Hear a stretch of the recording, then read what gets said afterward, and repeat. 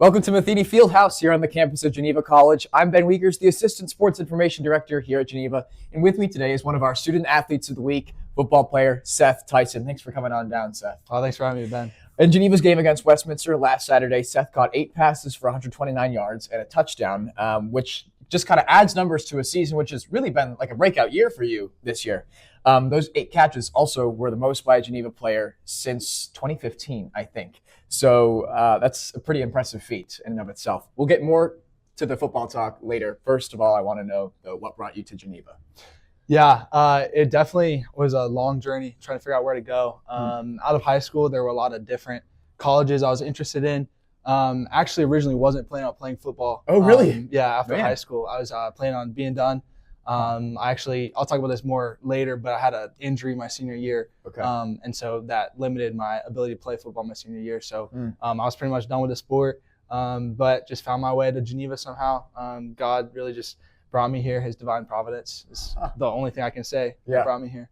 Wow, that's crazy. Well, we're happy that you're playing football again. That's terrific. You really burst onto the scene, as we mentioned, over the course of the last 3-4 weeks, really, especially on Saturday when you mentioned you caught the 8 passes, most since 2015. What has been the biggest change, do you think, from your sophomore to junior year that's kind of allowed you to make that jump? Yeah, so as I just mentioned, I've suffered a lot of injuries. Before this year, I actually had broken my hand 3 years in a row. So it's very tough to catch a football and be a receiver with a broken hand. And so that really, again, impacted my senior year of high school. And so shifted my course to get me here. And then my freshman year again, broke it in camp. And so I was able to come back for a good portion of the season. Then last year, again, broke actually the same bone I broke my senior year in my hand. And so that definitely just shook my confidence again, just kind of led me a lot of questioning, like why, it just keeps happening.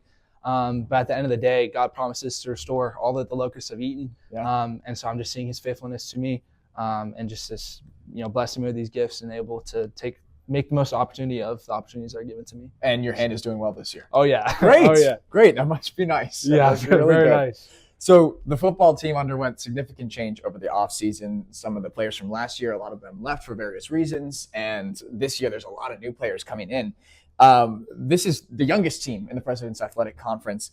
But you've seen success the team has. So what has it been like being an upperclassman on a squad like this, being sort of that leader? Yeah, it's a great opportunity.